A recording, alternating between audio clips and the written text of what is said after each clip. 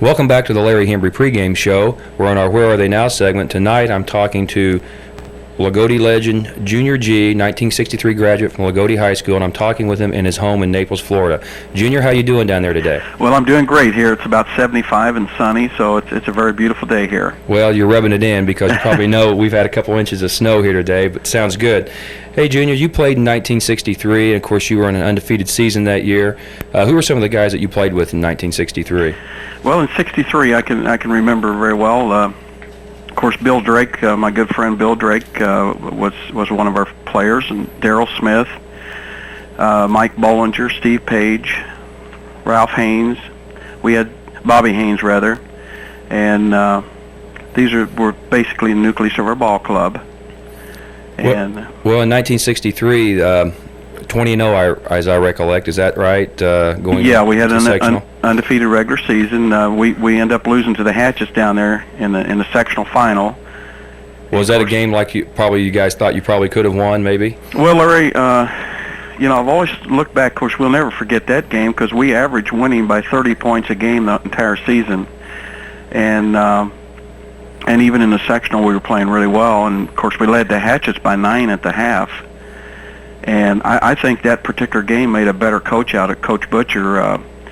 We could have held the ball the entire second half with a 9-point lead, and I think really that's where Coach Butcher said, if I ever get in that position again, they're going to have to come and get the basketball. And the Hatchets went into a simple 2-1-2 zone, and we just weren't hitting from the outside the second half, and they got back in the game, went ahead of us, and it's just one of those unfortunate things we'll never forget. But I do think, I look at Loogootee after that, and, geez, when you played, Larry, you guys won some low-scoring games, and when they went to the Final Four a couple times, they could put the ball in the ice box, and freeze it. And I think that particular game, Jack said, if I ever get a lead like that again, they're going to have to come and take the ball away from us. Well, he's mastered that over the years, and I've heard him say many times early in his career that he goes, we were pretty good at scoring a lot of points. The problem was the other team would always seem to score one or two more, and and so he learned that. But, a lot of folks, now when you graduated in 1963, were you the first or second all-time leading scorer at that time when you came out of Loogootee? I was the first, Larry. Right. Yeah. And then Brian Canada came along and broke the scoring record. Now, I had the individual record at 43, but Bill Drake came the next year and hit for 44.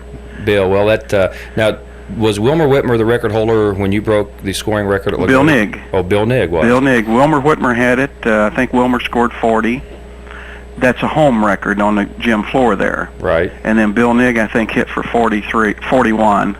Uh-huh. And then I hit for 43 and Bill Drake hit for 44. So that's the old gym record there. Right. Now, I think Whitmer hit for 45 in a sectional game down at Washington one year. Right, and that was the all-time scoring record until Nick Toy broke it, I think, right, a year or two ago. That's right. Well, something else that happened in '63 that, it's on the gym in Loogootee High School, and it mentions that Junior G was an all-star, but, that's something that was quite remarkable in those days, that a player from as far south as Loogootee, Indiana, would actually make an all-star team in the state of Indiana. I think a lot of people around here have always felt that the sports writers and the people who make those selections were a bit prejudiced to the northern players. So what kind of experience did you have on the all-star team back in 1963, Junior? Well, Larry, I really thought that just kind of kept my high school career. I mean, it was just a tremendous experience. We spent like 12 days in Indianapolis just preparing for that Kentucky-Indiana All-Star game. It was a big thing, and sellout crowds and so forth, and meeting guys that were the best in the state of Indiana. So it was a great experience. We did many things like go to the Indianapolis 500. We got to take a lap around the track. So it was really a great experience, and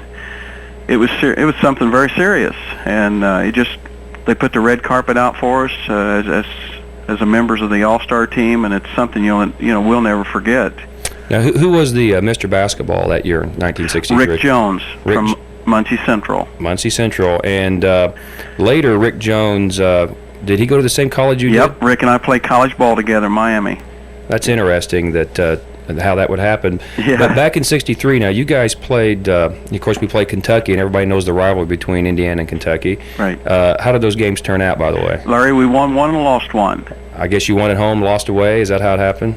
Yes. Right. Okay. And did you? Of course, I don't know, so forgive me for asking. But did you? How much playing time did you play? Larry, I didn't get much playing time back then. If you weren't from a big school, you didn't get much playing time, and not too long after that, they changed the rules as far as the coach playing the players. I know when Billy Butcher played, Jack's son played on the All-Star team, I believe in '75.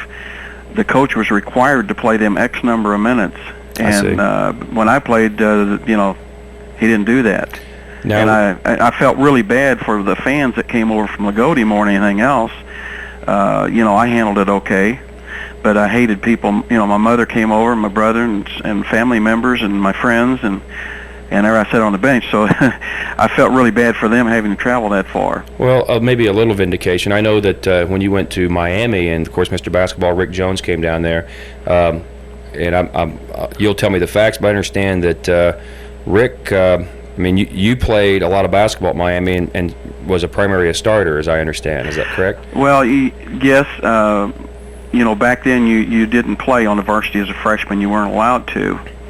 So Rick and I started on the freshman team. I averaged about 25 a game, but then there's a sophomore year. There was one guard position open, and I was probably a little bit better quarterback type player, handling the ball and so forth than Rick, and probably that's what got me the nod, because we had the great player in Rick Barry, and somebody had to pass the ball to him.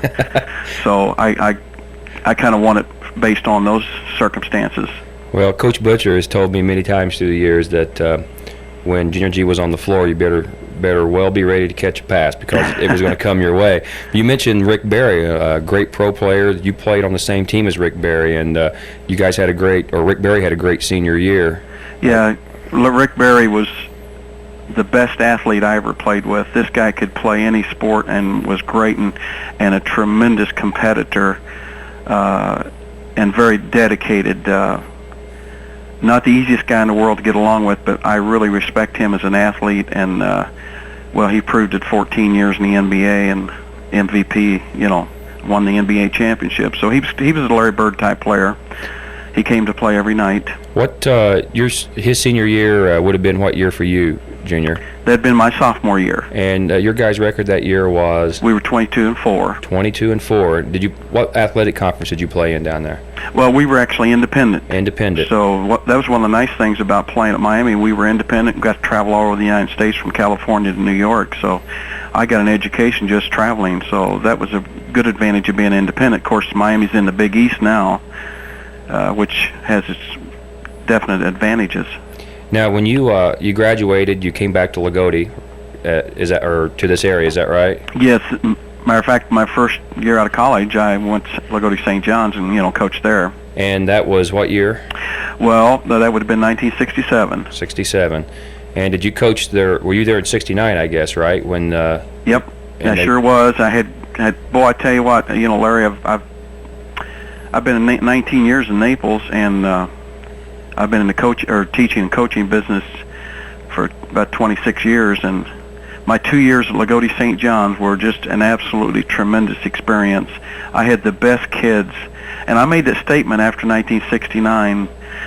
We had an undefeated regular season with John O'Malley and Billy Ward and Ken Arvin and the Trout Boys, and but anyway, I made the statement afterwards that after that season was over, that I could coach another 20 years and probably never have as nice a group of kids as I had there. And you know what? I was right. I enjoyed coaching my own son down here, but that was the best group of boys I ever had. And I love them to this day, I'll tell you that. When you coached at St. John's, just for the record, I guess, how many times did you end up facing Coach Butcher, your former coach? Well, we faced him twice, but we had a little better talent, I think, at that time. And so are you saying you were 2-0, or? Well, we were 2-0, but I don't talk about that too much. Okay, we won't go down that road then. But no, that's okay. We had a lot of talent. I was blessed, Larry, with a really good group of kids that were good athletes, really. And I couldn't have asked for a better group to start out coaching with. You were, of course, when you played, Jack Butcher has always told me the story that when you were in the 8th grade, that he would be practicing and you would be in the gym a lot, always working out, shooting around on the other end, and maybe one of the first ones there. And when practice was over, you'd just be still there playing ball. What has basketball meant to you in your life, Junior? Well, Larry, I came from a really big family, and we were financially about as poor as you could get, I guess. Basketball really was my life, and I don't know really what got me started in it. About third grade, I just fell in love with basketball, and I used to tell my mother, I said, don't buy me anything except a basketball for Christmas. I don't want any toys. And I can remember going out and playing with the guys that came home from service from the Korean War, and that's when I think I learned to pass the basketball. I figured out, I was just a little guy. One Sunday they needed a player, so they asked me if I wanted to play, and I figured out if I'd pass those guys the ball, they might choose me in the next week. So I guess maybe I learned the importance of getting the ball to the other guys. But I can remember every day I couldn't wait till the bell rings to get over to the gym. This is when I was in middle school, junior high. I'd be the first one over there. I'd sit around for 3 hours watching Coach Butcher's practice just to be able to shoot the basketball every time they took a water break.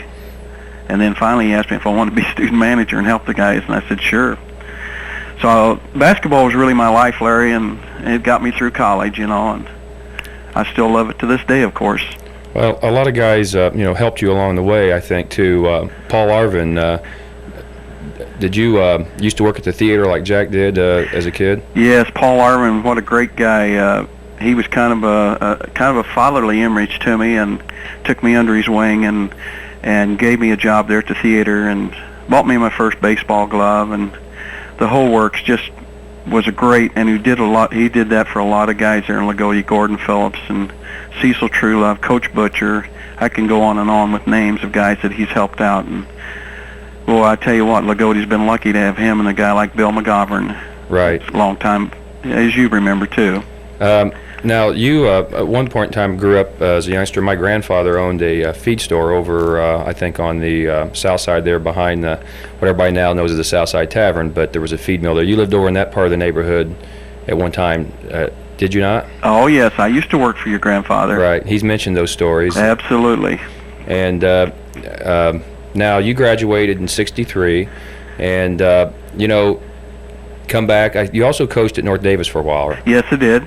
4 years. And now was Steve Fisher there then at that time, or had he already left? Steve had just graduated. Just graduated. The year before.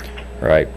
Well, Junior, there's been, we've had a lot of guys on here in these Where Are They Now segments. We've had Steve Brett, Rex Seger, Brian Canada, and when I was growing up, they would say I always had a particular ball player that I looked to as a hero, and Paul Bruner and Brian Canada were the two guys that I just absolutely idolized growing up. Right. But of all the people I brought on in the Butcher area, the Butcher era, virtually all of them unanimously say Junior G was the guy they idolized growing up, and it's an incredible testament that that kind of hero worship, or what you call it, has been really the cornerstone in furthering tradition, I think, of Loogootee basketball, that they can look back and see a player who they really wanted to be like and worked hard and wanted to be that type of ball player, and it is just a credit to you to know that there were so many kids in the 60s and 70s who remembered Junior G and wanted to be a ball player like him.